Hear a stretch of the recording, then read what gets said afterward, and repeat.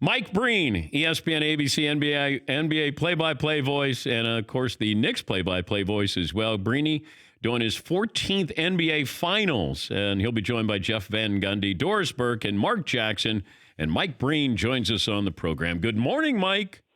Dano, I could not agree more about the Ray Allen shot. If his form was just a little bit better, I can't even imagine the career he would have had. Best shooter you've ever seen in person was who? You know, for years I said Del Curry in terms of just smoothness, quick release, perfect form. Klay Thompson might have the prettiest shot I've ever seen now in terms of, again, quick release, perfect form. He's right there. By the way, the Dan Patrick app, what kind of enticements do you provide those who go on the app? You can go and watch the show whenever you want. There's bonus content. There's shirtless photos on there. That's what I'm talking about. The bonus content. What kind of bonus content? Bonus content is that's important, I think. I had my shirt off yesterday for a little while on the program, Mike. Just letting you know, I'm prepping for the finals as only I can. What's the strangest thing you've heard courtside during a game by the players? Oh, players to player? Yeah. Oh man, that's a hard one to kind of pinpoint. I remember Kevin Garnett.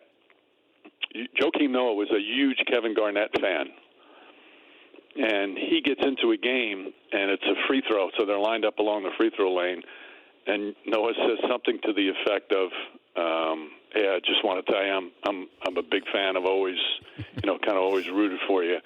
And Garnett looks at all his teammates and looks back at the Boston bench. I got one. That was one of my favorite ones. Garnett was just brutal in terms of getting in guys' heads. Just brutal. I tell the story, and it was told to me by a good source, that Tim Duncan and KG were riding the elevator together at an All-Star game, just those two, and KG started yelling at Tim Duncan right into his face. And Duncan...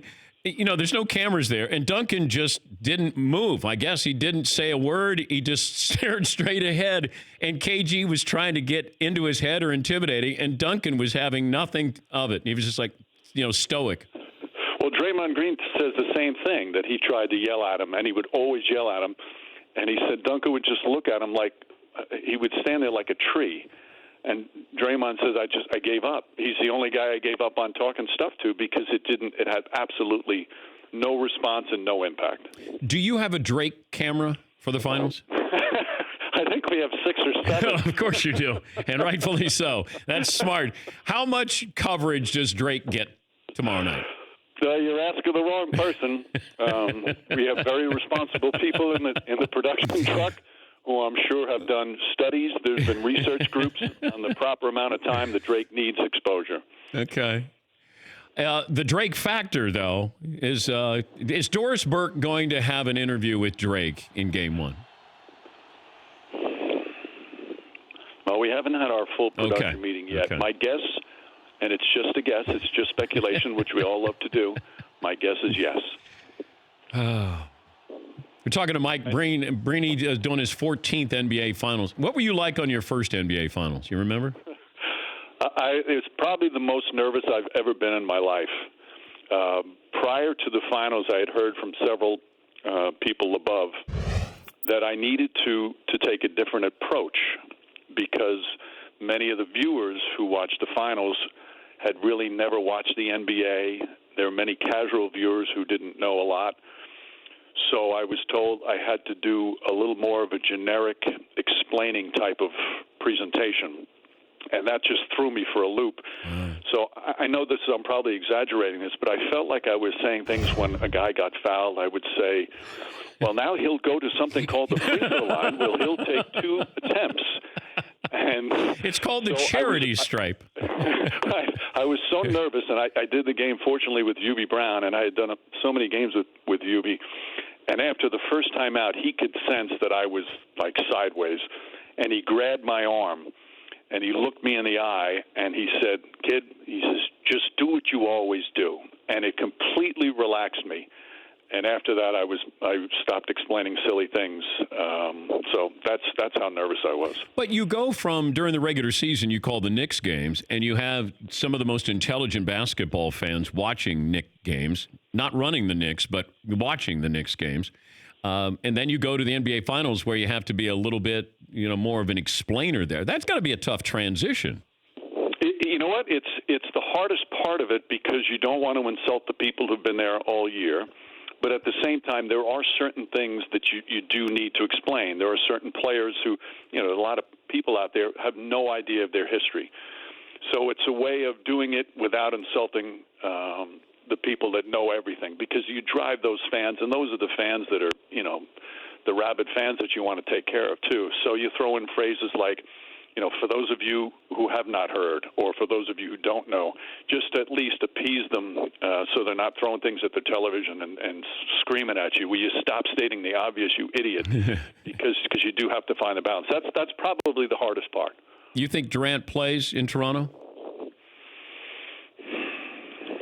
I don't know. My speculation is no. I know that he came here, so everybody thinks, all right, he's probably going to play in Game 2. But from what I've heard, he's still, that calf injury, it really is one of those that it can be 2 weeks or 2 months. And it's been I think it's exactly a month since he hurt it.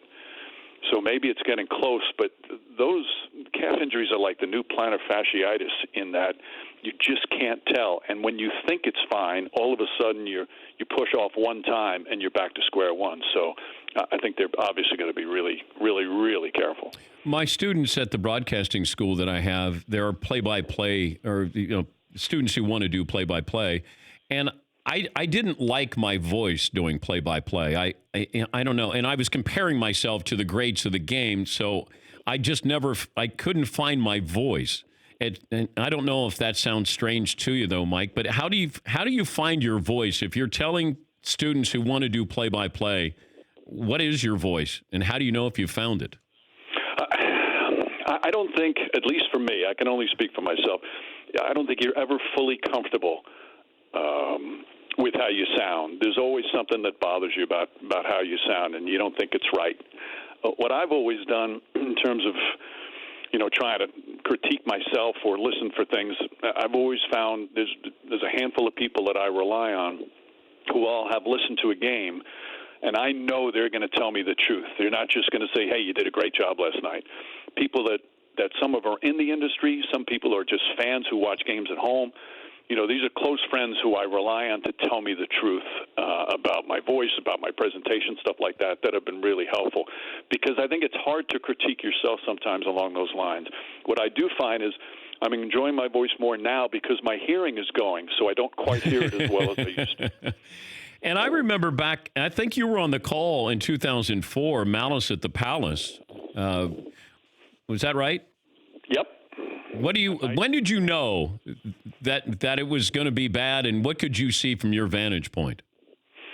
We were on the other side of the benches, so we had a great view of it. And I did Knick games with Charles Oakley and Anthony Mason, so I'd actually called quite a few basketball fights. So I felt like I had some good blow-by-blow experience going into that. And so it happens, and it's a typical, there's a shove, there's two guys have to be separated, but it never seemed to end. The scary part about it was that every time one fight was broken up, another one would start. And then, especially when the players were there were more than one. I mean, Artest was the first one that went into the stands, but then there were several in the stands, and you watched the fans coming from the higher levels down. And that's when I said, this is really bad, because it seemed like there were fans that wanted to protect themselves or protect their fellow fans. And it just seemed like it didn't end. It felt to me like it went on for 45 minutes, and it was only obviously for a couple of minutes, because the security, as hard as they tried, they couldn't seem to stop it completely. And then you're trying to gather yourself because, like, now what do we do? And is the game continuing? And, they're taking players off the court. Like, how do you sort of, in real time, gather all the pieces of the jigsaw puzzle here? Right. The game was suspended, and they had to get the Pacers off the floor. And here's one of the things that always sticks out in my head from that night. It's a very small, narrow walkway to get to the visitors' locker room. So they had to shield themselves because as they were walking out, the Pacers now, fans were pelting them with like full bottles of water, whatever they could put their hand on.